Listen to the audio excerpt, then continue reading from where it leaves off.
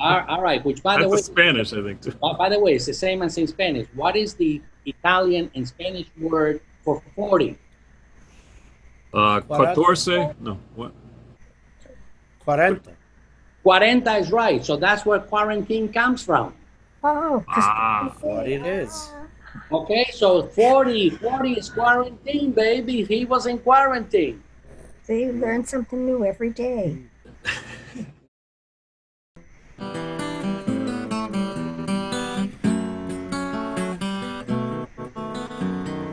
Shalom Rav al Yisrael Amcha Tasim Tasim Le'olam Shalom Rav al Yisrael Amcha Tasim Tasim Le'olam Ki ata hu melech adon lechol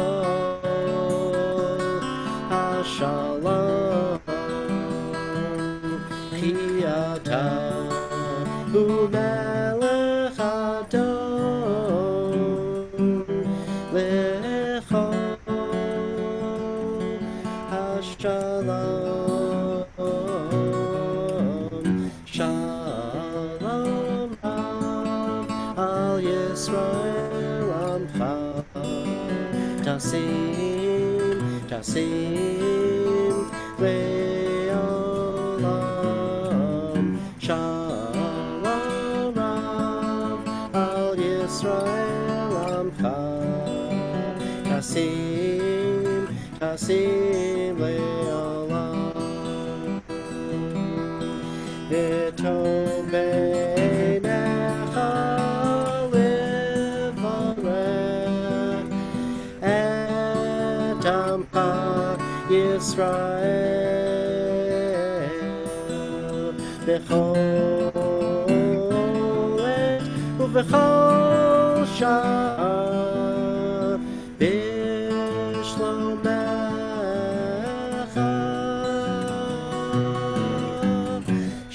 Shalom Rav al Yisrael Amcha Tasim Tasim Le'olam Shalom Rav al Yisrael Amcha Tasim Tasim Le'olam Tasim, Tasim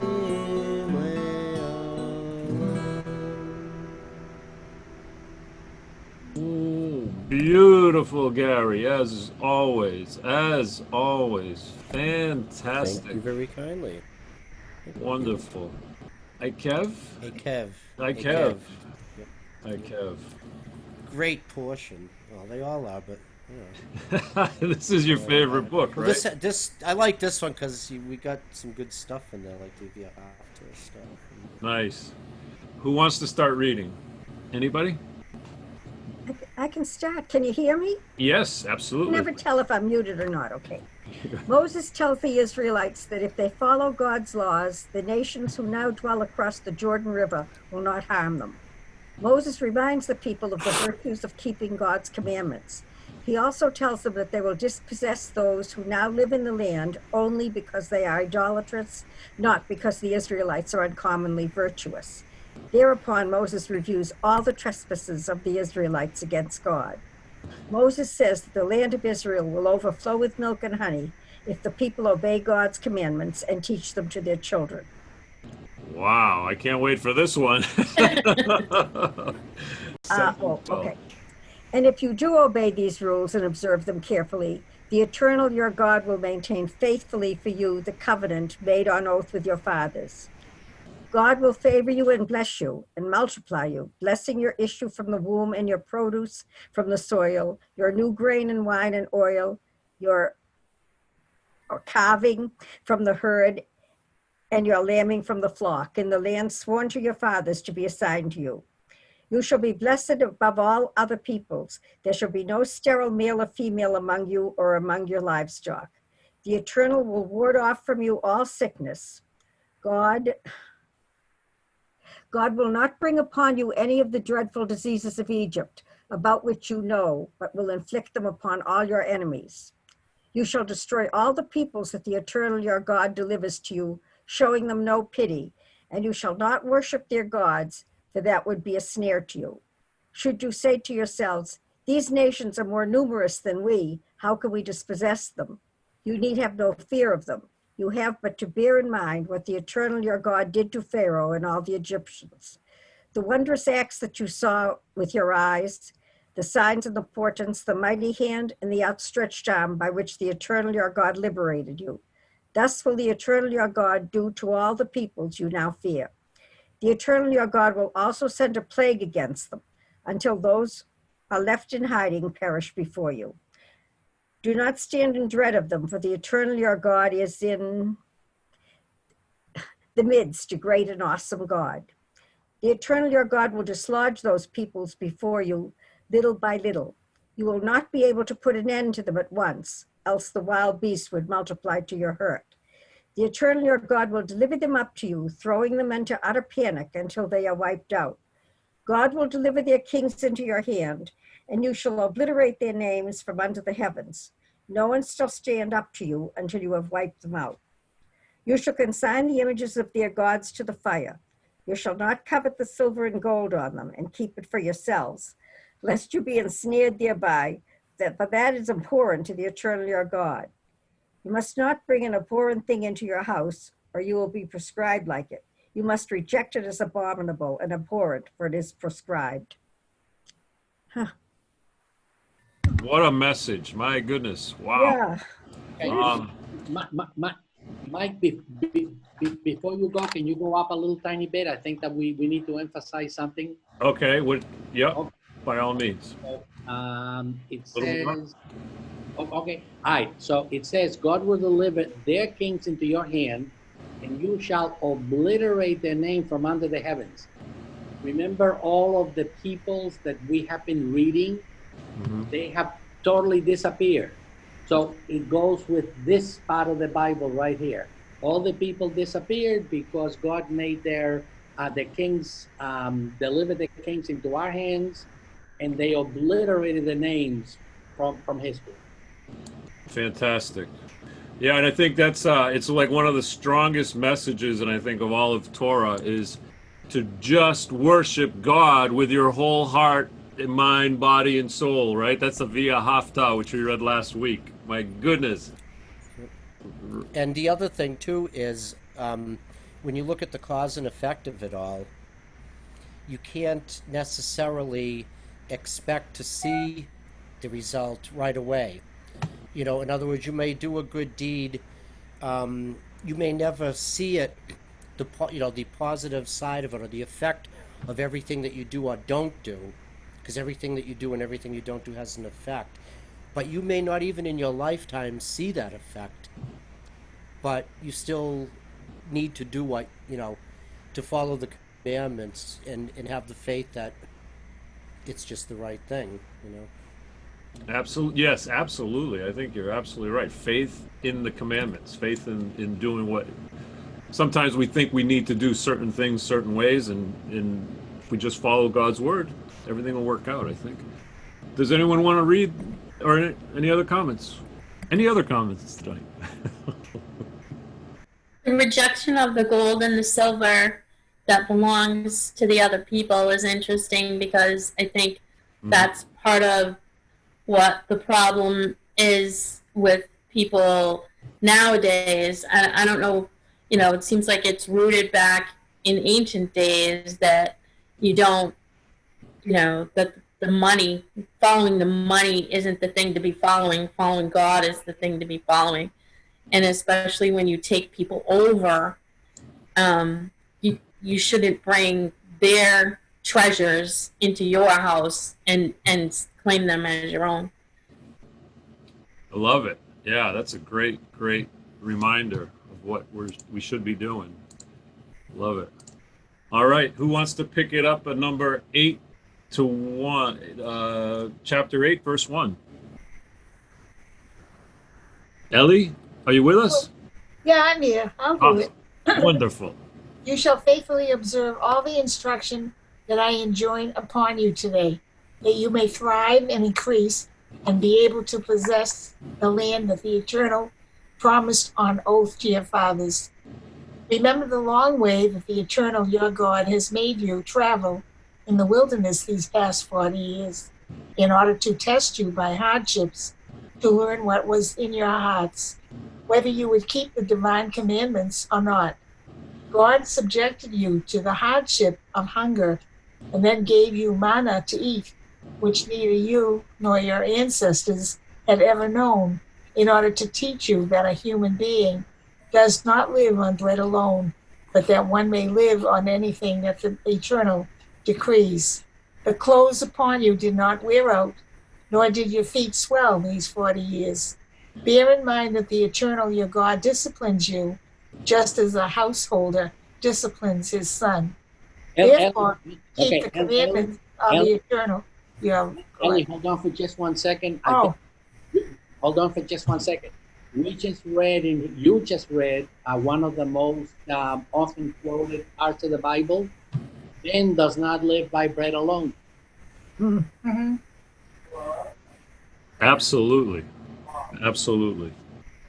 That's talked about many times. Many times. Great. Let me move it up a little bit. All right, you can start at 6 again. Therefore, keep the commandments of the Eternal, your God, walk in God's ways, and show reverence. For the Eternal, your God, is bringing you into a good land, a land with streams and springs and fountains issuing from plain and hill, a land of wheat and barley, of vines, figs, and pomegranates, a land of olive trees and honey, a land where you may eat food without stint, where you will lack nothing, a land whose rocks are iron and from whose hills you can mine copper. When you have eaten your fill, give thanks to the Eternal, your God, for the good land given to you. Take care lest you forget the Eternal, your God, and fail to keep the divine commandments, rules, and laws which I enjoin upon you today. When you have eaten your fill and have built fine houses to live in, and your herds and flocks have multiplied, and your silver and gold have increased, and everything you own has prospered. Can't see the rest. Okay. How about now? Prospered. Yeah. Is it prospered? Prospered. Yeah. Everything you own has prospered. Go ahead. Can you Beware lest your heart grow haughty, and you forget the Eternal, your God, who freed you from the land of Egypt, the house of bondage, who led you through the great and terrible wilderness with its serpents and scorpions, a parched land with no water in it, who brought forth water for you from the flinty rock, who fed you in the wilderness with manna, with your ancestors had never known, in order to test you by hardships, only to benefit you in the end. And you say to yourselves, my own power and the might of my own hand have won this wealth for me. Remember that it is the Eternal, your God, who gives you the power to get wealth in fulfillment of the covenant made on oath with your fathers, as is still the case. Can we hold on right there? That's Sure. wow. Oh my goodness. Look at that. That's a lot of knowledge right now. Lest your heart grow haughty. I mean, how we just see that everywhere in this world. We are completely surrounded by haughtiness, aren't we? It's like, and we never remember, I don't think. This is my own personal opinion, but it's like, oh my goodness. There was a great Mel Brooks movie, and he was some rich guy, and it was almost like Trading Places. I think it was a movie right before Trading Places. They must have got Life Stinks. Life Stinks. Yeah, I saw that. Is That was good. Yeah, life Yeah. stinks. And Yep. he was a rich guy, and he ends up they take him out of the company, and they bring him, and oh my gosh, and he says in that movie, if you remember, he's with that woman that he starts to fall in love with, and he says, "Oh, thank you, God, thank you, God. I didn't even think of you when I had all that money, but now I'm thinking about you all the time." You know, so it's so true. I think in a lot of ways, if you have everything handed to you and you just forget it, but you just are totally in love with everything that surrounds you, and you forget who gave it to you. You know, I think that was life's And who it still actually belongs to. absolutely like we're just kind of borrowing it for the time being as we're here, you know. And Our this is lives the are story. borrowed. This is the whole gist of the whole Hebrew Bible too. And when you see the stories that they align, and it's all about whether or not a king brought them closer to God or away from God, or you know, it's like this is so deep. This is the big stuff. And I love what Dr. Mike said about you shall not live by bread alone, but by every word that comes out of God's mouth. And that reminds me of Isaiah, who took the book and ate the book, right, of the words of God. Fantastic stuff. Does anyone want to pick up? Anyone have any other comments? I love that. Life Stinks. I forgot the name of that movie. Wow. It's a hilarious movie. Oh my gosh. There's a guy in that movie. He's kind of a at the very end, he's sort of in the middle, but he's kind of a homeless guy who's just, it's hilarious. He kind of reminds me of Donald Trump, like, I'm the best, I'm the greatest, you know. He's really not at all, but he's like, I'm a millionaire. Anyway, it's just the best. You got to see it. It's hilarious. Anyone else want to read? Dr. Mike? We just did it from the 19th. Yeah. All right. If you do forget the eternal your God and follow other gods to serve them or bow down to them, I warn you to this day that you shall certainly perish, like the nations that the eternal will cause to perish before you.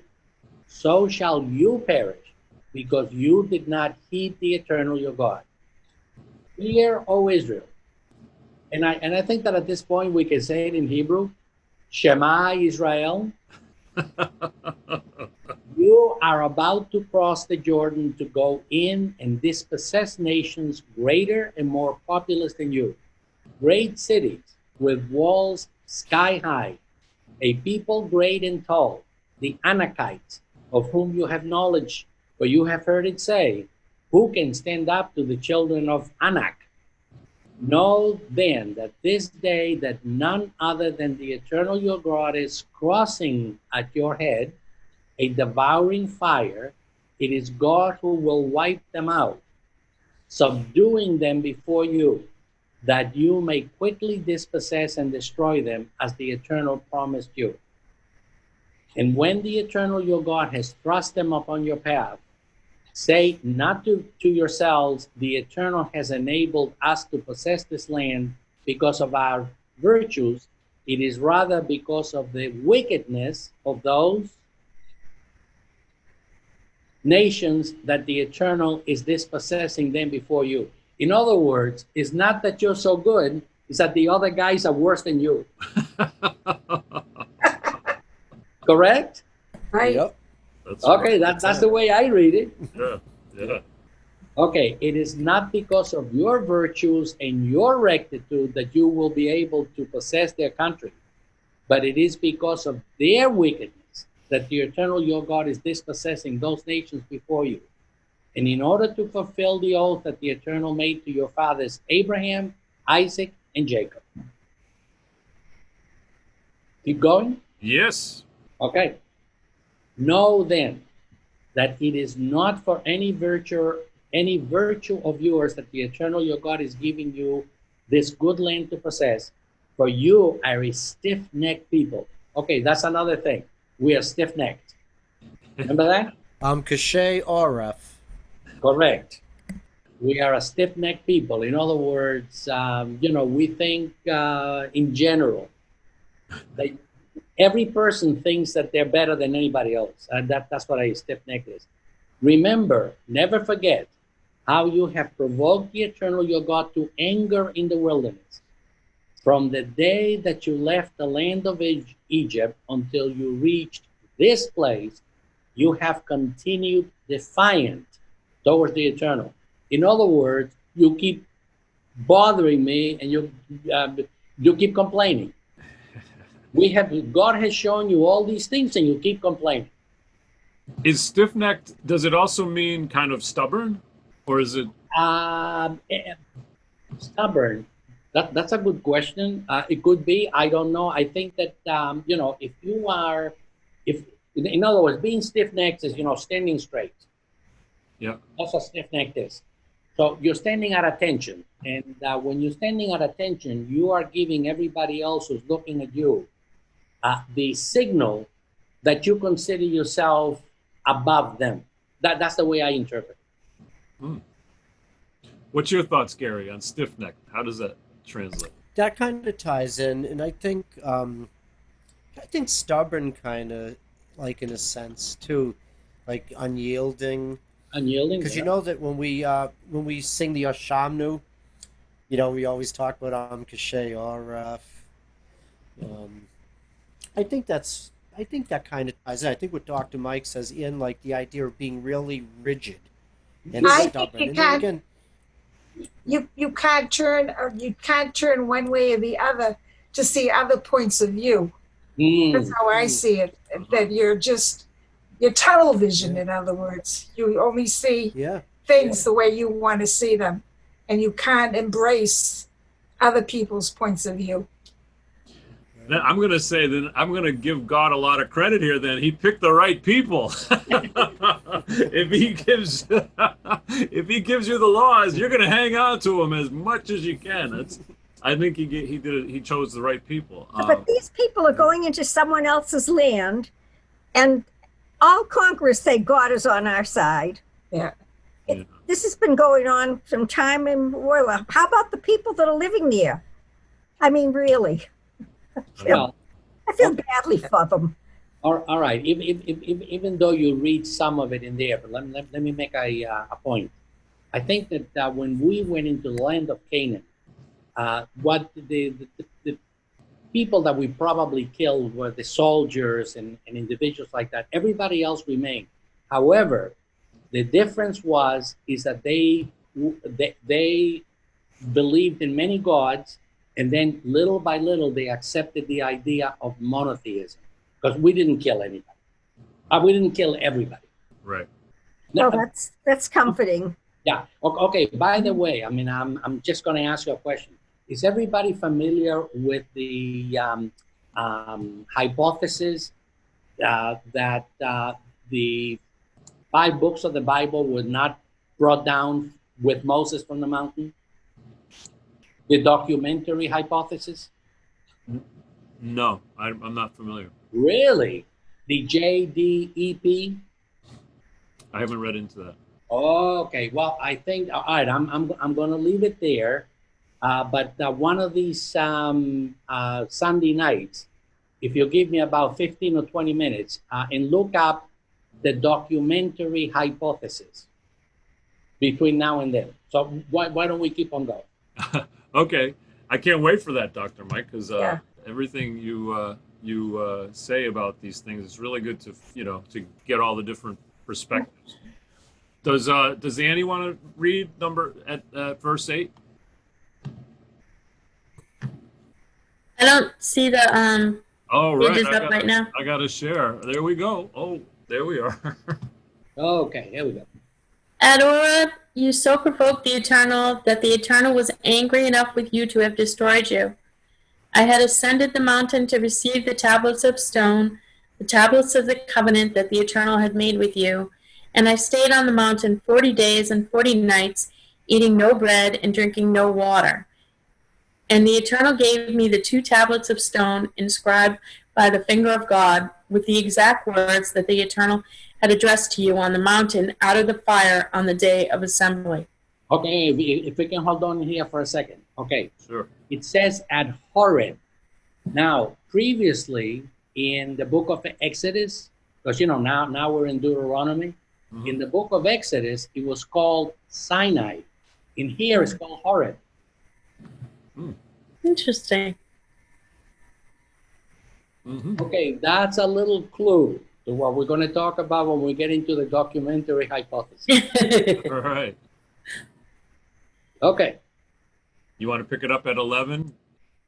At the end of these 40 days and 40 nights, the Eternal gave me the 2 tablets of stone, the tablets of the covenant, and the Eternal One said to me, "Hurry, go down from here at once, for the people whom you brought out of Egypt have acted wickedly. They have been quick to stray from the path that I enjoined upon them. They have made themselves a molten image." The Eternal further said to me, "I see that this is a stiff-necked people. Let me alone, and I will destroy them, and blot out their name from under heaven, and I will make you a nation far more numerous than they." I started down the mountain, a mountain ablaze with fire, the 2 tablets of the covenant in my 2 hands.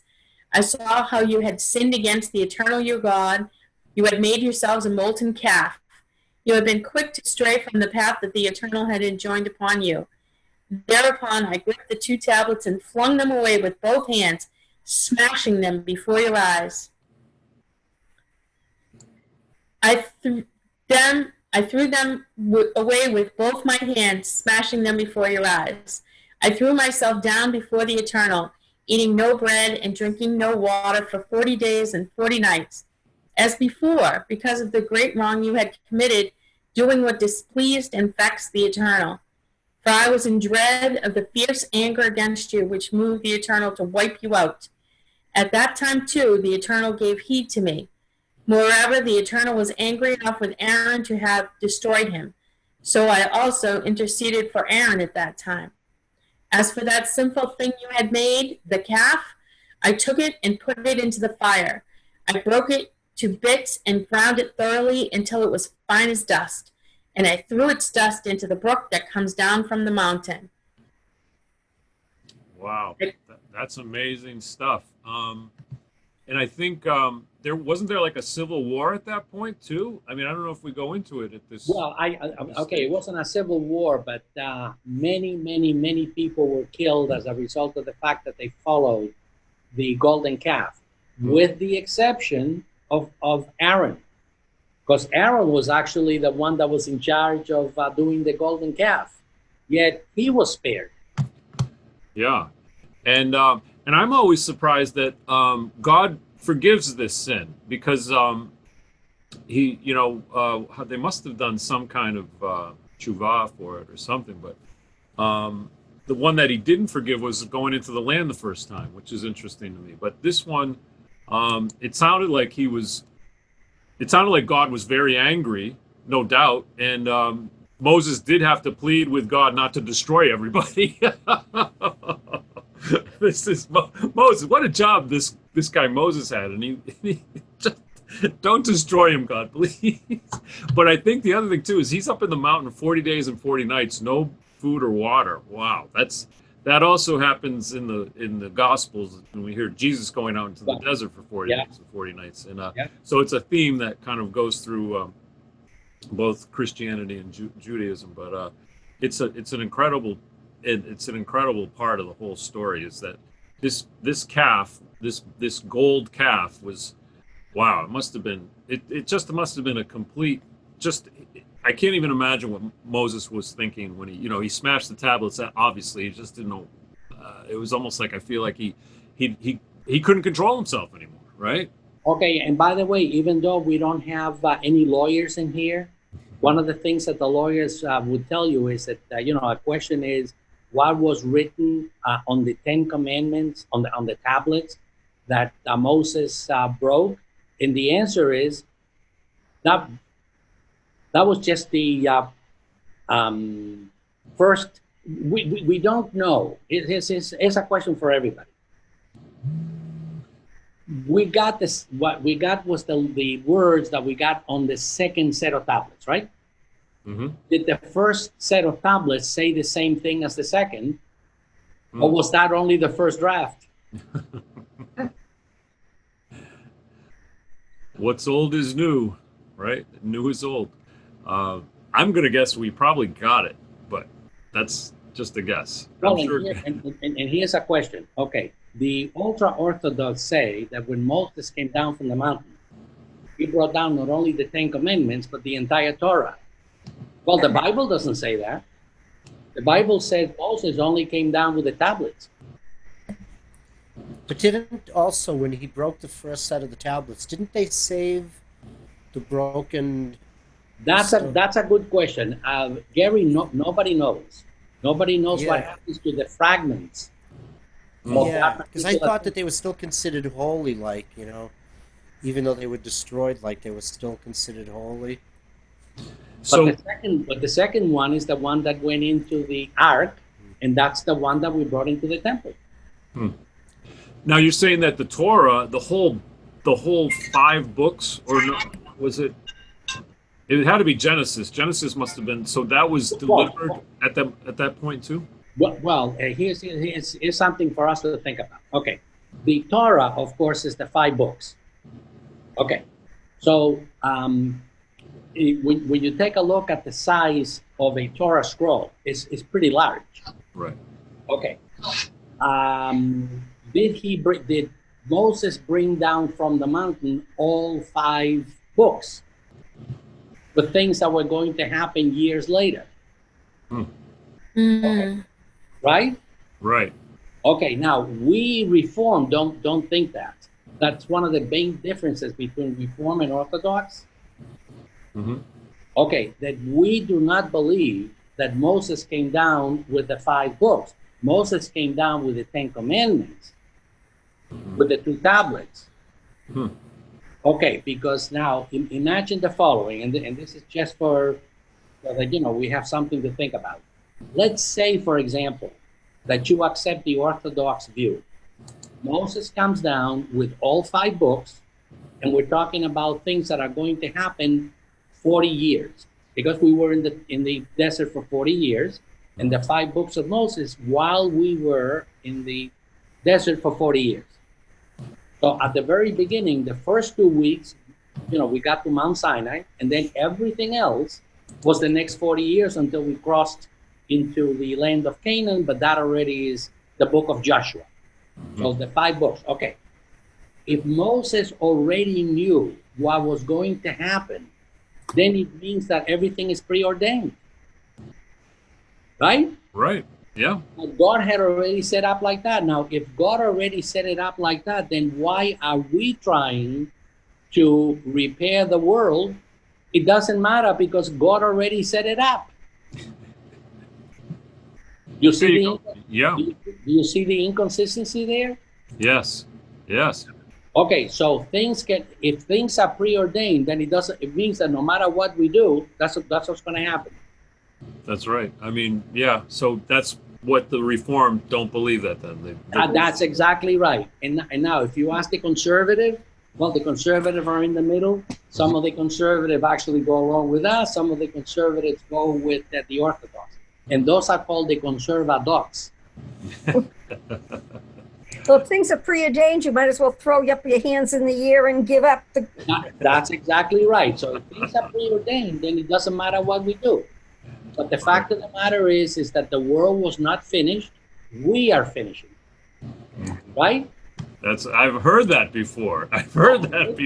Every Saturday morning, I feel like we recite that, right, Gary? Page 203.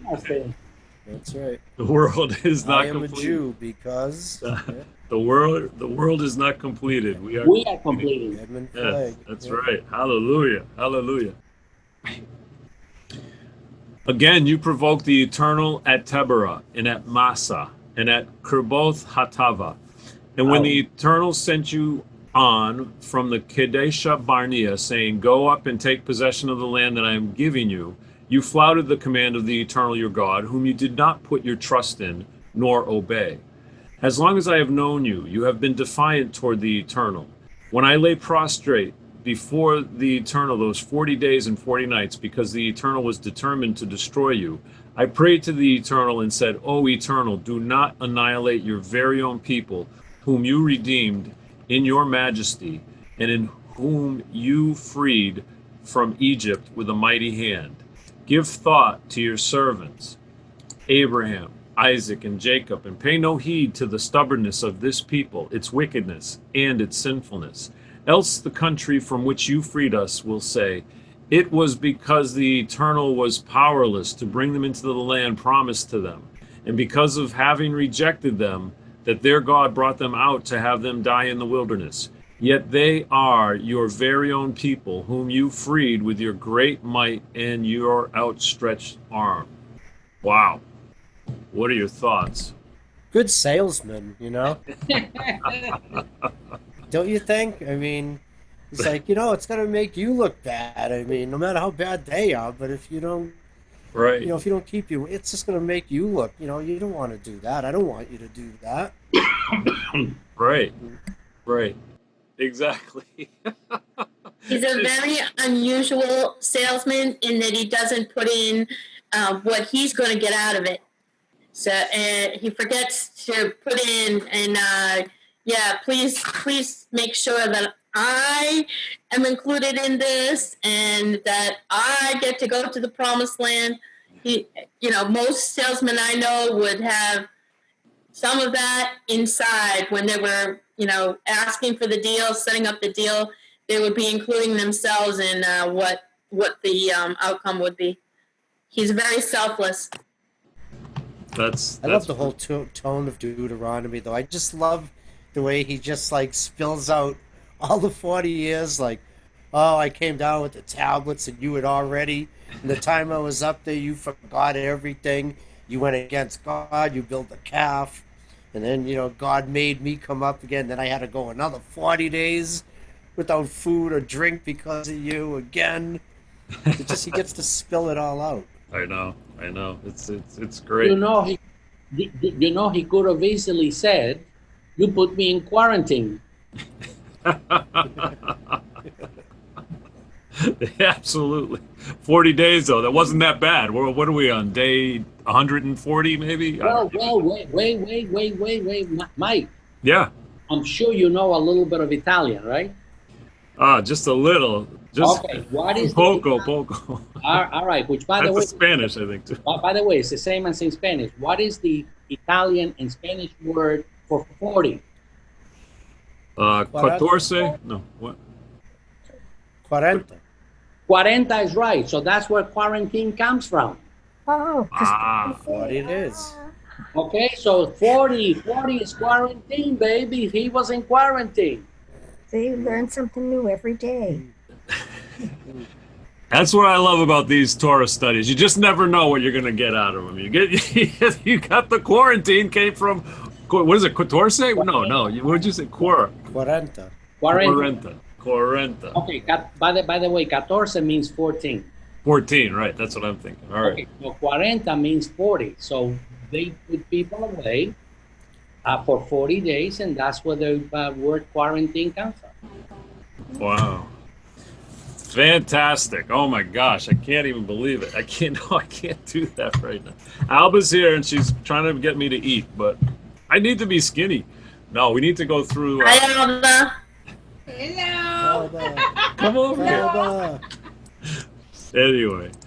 Anyway, it's so fantastic. I love the quarantine. So, Dr. Mike, would you like to pick it up? Okay, what number is it? Chapter 10, verse 1. 10:1. Okay. Thereupon the Eternal One said to me, carve out 2 tablets of stone like the first, and come up to me on the mountain and make an ark of wood. I will inscribe on the tablets the commandments that were on the first tablets that you smashed, and you shall deposit them in the ark. There's the answer. In other words, theoretically, according to the Bible, okay, and that's the source. The first tablets contain exactly the same words as the second tablet.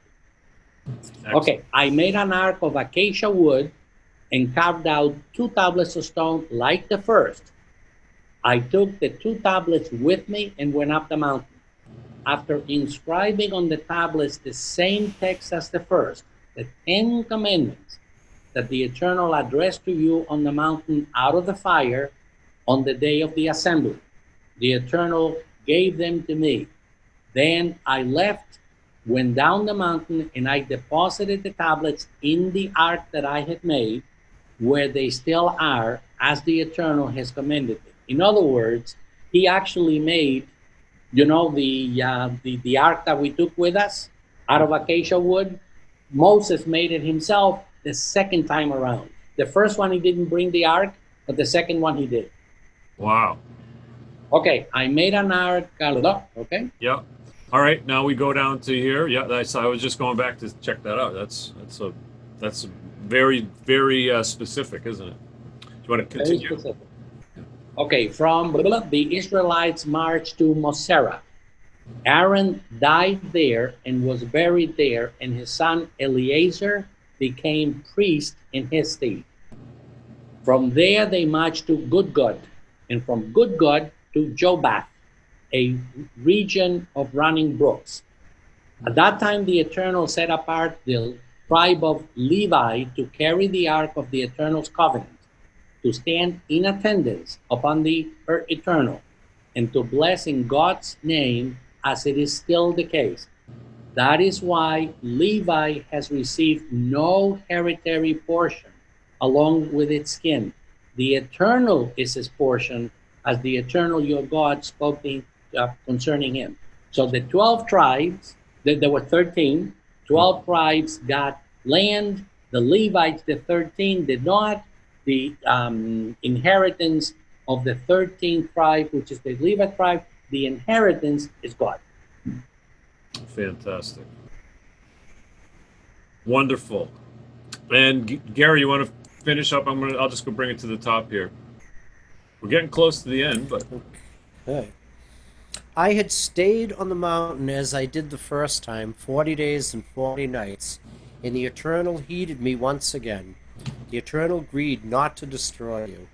And the Eternal One said to me, Up, resume the march at the head of the people, that they may go in and possess the land that I swore to their fathers to give them. And now, O Israel, what does the Eternal your God demand of you?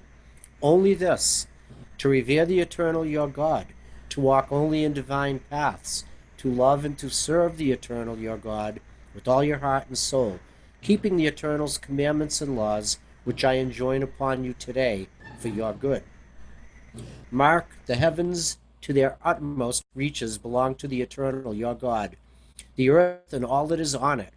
Yet it was to your ancestors that the Eternal was drawn out of love for them, so that you, their lineal descendants, were chosen from among all peoples, as is now the case. Cut away, therefore, the thickening about your hearts, and stiffen your necks no more. oh, I love it. I just want to stay with this, because this is it. This is like the only thing that we need to do. Just do this. Revere the Eternal your God, walking only in divine paths, to love and to serve the Eternal your God with all your heart and soul. Wow. It sounds so easy when he just lays it out like that, isn't it? But it's so hard because we're so distracted. Via Hafta. It's a via Hafta. Yeah. That's right. Yeah. Mike, let me make a comment on 16. Okay. On 16. Okay. Okay. The translation is cut away the thickening about your hearts. Okay. In the actual Hebrew, it says circumcise your heart. Yep, Ah. that's right. Remember that? Yeah. Yep, in the Torah, yep. Okay. So the question then is, what does circumcise your heart mean? Means to cut away the outer part of it, right? To open your hearts, right? Is that what? Okay, let me give You're a heart surgeon, right? Yes, I am. Yeah. So let's hear it from it. Okay, so you're going to hear the surgical version of this thing. Okay. When I first when I first came to the U.S., I was with this young lady, and I was saying something to her, and then she said to me, "You're pulling my leg." Now, I had just come from Cuba, okay, and I didn't know English that well. And I said, what do you mean pulling my leg? Okay, it's an idiom. It's a way of saying you're kidding me. But it says you're pulling my leg. Well, the way I interpret it is, what the hell is she talking about? I'm not even touching her. Okay, another idiom is, for example, when you say look out. Well, if I'm outside, you say to me, look out. I say, Jesus, what the hell are you talking about? I'm out already. Okay, I think that this is an idiom. I think that back in those days, people thought that the heart was the seat of your emotions. Okay, so when you got emotional and things were happening in your brain, because the brain is primarily electrical, you can't feel it. You don't feel anything. However, your heart starts pounding. So people thought that emotion was that the heart was the seat of emotion. So when it says circumcise your heart, means it's an idiom that says open your heart to what I'm telling. Absolutely. And I think there's also another saying too, where you take corn and you unhusk the corn, right. something like that. Yeah. Is that right? Yeah. All right. Gary, you want to continue? Okay. Where are we? I gotta get the screen up. There we go. Okay, where were we now? We were 17. Number 7. Okay. For the eternal your God is supreme and Lord supreme, the great, the mighty, and the awesome God, who shows no favor and takes no bribe, but upholds the cause of the fatherless and the widow, and befriends the stranger, providing food and clothing. You too must befriend the stranger, for you were strangers in the land of Egypt. You must revere the eternal. Only your God shall you worship. To God shall you hold fast, and by God's name shall you swear. The eternal is your glory and your God, who wrought for you those marvelous, awesome deeds that you saw with your own eyes. Your ancestors went down to Egypt, 70 persons, and now the eternal your God has made you as numerous as the stars of heaven. And Bertha, can we hear you now? I don't know. I hope so. Yes, we can. Hallelujah. Yes. I think you unmuted me. There was this. Did I? Okay. Yeah. Oh, well, I'm sorry I muted you in the beginning then. Okay, now she can read. Yeah. Well, you know what's interesting? God said that you'll be numerous. God, yeah, go ahead, Gary. Go ahead. I mean, no, I was just saying that if God says that you're going to be numerous, like the star, you know what I mean? If you follow the commandments, then it's God saying it. You know what I mean? If Go God ahead. says if you follow my commandments, you're multiplied. Like, if it's God saying it. Yeah, he would probably, yeah, you would just trust that. The other thing that I love about this whole passage is that it shows how many times God says, I'm going to provide all these things for you. I'm going to provide you food, clothing. I'm going to do this. Does any of us believe that God provides us everything in our lives? I mean, I've wrestled with this question a lot, and I have to say, I believe God provides me everything in my life. After a lot of wrestling. What does everyone think of that? I mean, the first thing that he provides is like, well, our parents, and then like our brain, the knowledge and everything. Thoughts? He says, I will provide food and clothing. And he also talked about everything else that he's going to provide earlier. I guess I have to wrestle with that, continue to wrestle with that, because of not all people have what they need. I think there is enough for all people to have what they need. I think that God has provided that, but I think that because we don't always do what we're supposed to do, there isn't always enough for everyone. So I have trouble with that because I know I'm extremely blessed. I feel it. I know it. I know that I will always have what I need somehow. Mm-hmm. But I know that there are others who are not God-loving people who don't always have what they need. Not what they want, but what they need to be healthy and to be healthy and to, it's not all. I don't know. I love your thoughts on that, Annie. And I know you have a unique perspective because you did a lot of mission work in Guatemala and in the American South. And it's your perspective is great. Love to hear more. Well, Mike, I'm going to give you an old saying. Okay, here it goes. God says, if you're looking for a hand, you'll find one at the end of your wrist. Yeah. In other words, I, God, am giving you the ability for you to help yourself. That's right. And to help others, I would say. Oh, absolutely. Thank you, Mike. Yes. After we're done helping, we can help others. We can help. And yeah, absolutely. Do you see why I need you, Mike? We all need each other, Dr. Mike. It's good. It's good. It's fantastic. You finished the sentence for me. I love it. All right, I want to hear Bertha speaking about this, the last chapter 11. Bertha, can we get you? Love, therefore, the eternal your God, and always keep God's charge, God's laws, God's rules, and God's commandments. Take thought this day that it was not your children who neither experienced nor witnessed the lesson of the eternal your God. God's majesty, mighty hand, and outstretched arm, these signs and the deeds that God performed in Egypt against Pharaoh, king of Egypt, and all his land. What God did to Egypt's army, its horses and chariots. How the Eternal rolled back upon them the waters of the sea of reeds when they were pursuing you, thus destroying them once and for all. What God did for you in the wilderness before you arrived in this place, and what God did to Dathan and Abiram, sons of Eliab, son of Reuben, when the earth opened her mouth and swallowed them along with their households, their tents, and every living thing in their train from amidst all Israel.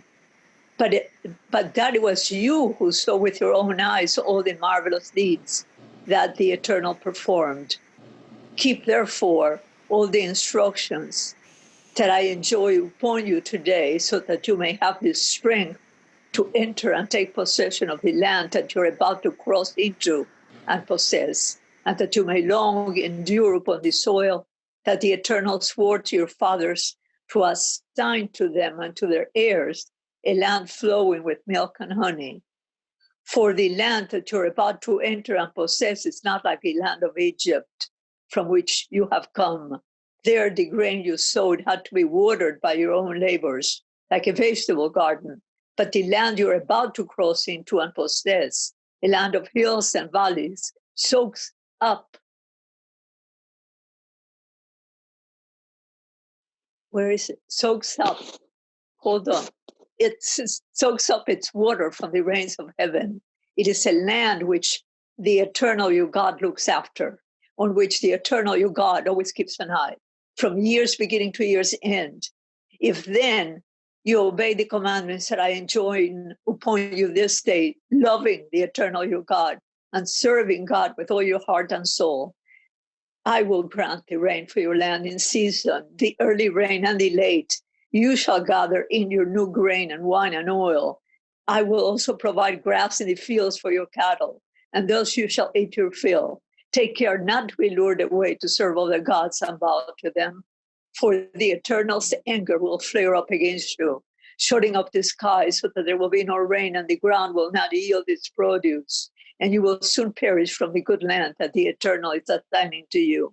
Therefore, impress this my words upon your very heart, bind them as a sign on your hand, and let them serve as a symbol on your forehead, and teach them to your children, reciting them when you stay at home and when you're away, when you lie down and when you get up, and inscribe them on the doorposts of your house and on your gates, to the end that you and your children may endure in the land that the Eternal swore to your fathers to assign to them, as long as there is a heaven over the earth.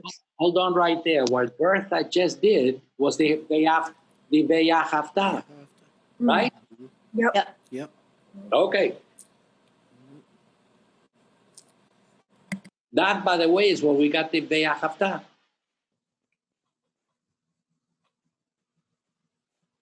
Dr. Mike, what is Ve'ata? Sorry. From the Shema, Be'afta is Adonai Elohecha. Okay.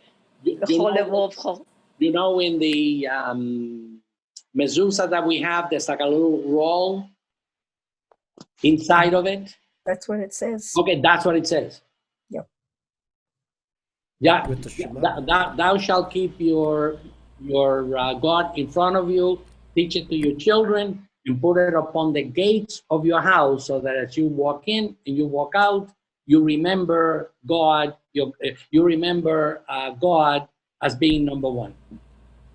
And it also kind of references the tefillin. Oh yes, as a matter of On the fact, forehead. which we read a little bit before that. He said, bind them as a sign on your forehead and on your arm. That's the tefillin. Yep. But yeah, that's exactly it's the what he repeats these he repeats these things almost every third chapter or something, because last week he was talking about the same thing. It's so important. That's obvious. It's being repeated so many times. But I want to go back even a little bit more, because I had heard about this from our buddy Rabbi Alon, who talked about like how Israelis aren't supposed to water the ground. They're supposed to trust that God's going to water the ground for them. And I didn't even know it was in this Torah, and it's in this Torah portion. It says, "I will grant the rain for your land in the season, the early rain in the late." And then it's almost like, and that's it's kind of like almost a balance. Like if you'll know you're doing the right thing when the rains come, right? Isn't that how it seems to be here? The Eternal's anger will flare up against you, shutting up the skies so that there will be no rain. Oh my goodness! Wow. That's some heavy duty faith. It's like, don't water the land, let God do it, and if God doesn't do it, you know something's wrong, right? Yeah, but in Israel now, they made all that irrigation and so on only on God that flourished so well. Oh wow! Those who help themselves. Sometimes we have That's it. Those who help themselves. Right? All right, I think this is the last one. Who wants to finish it up? There's just one more paragraph. I can read it. Awesome. If then you faithfully keep all this instruction that I command you, loving the eternal your God, walking in all God's ways, and holding fast to God, the eternal will dislodge before you all these nations. You will dispossess nations greater and more numerous than you. Every spot on which your foot tread shall be yours.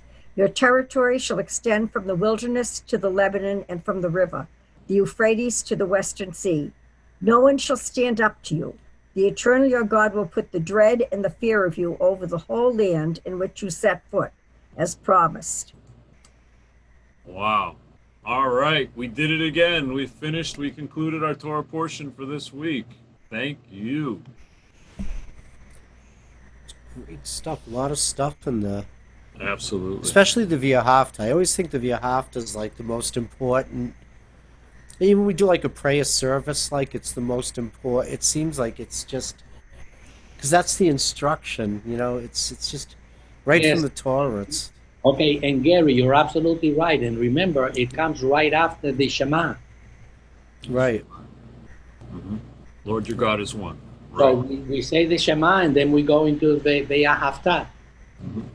And it emphasizes, that you have to set these words on your heart and soul.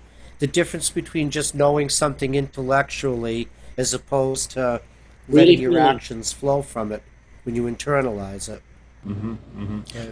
That's right. I think that's what Myrna likes to bring up too, about not having it in your head, because your head can start playing games with you too. It's like when you put it in your body, it's like it becomes more part of the whole being.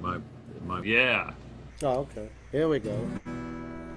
Shema Yisrael, Adonai Eloheinu, Adonai Echad. Shema Yisrael, Adonai Eloheinu, Adonai Echad. Shema Yisrael, Adonai Eloheinu, Adonai Echad. Shema Yisrael, Adonai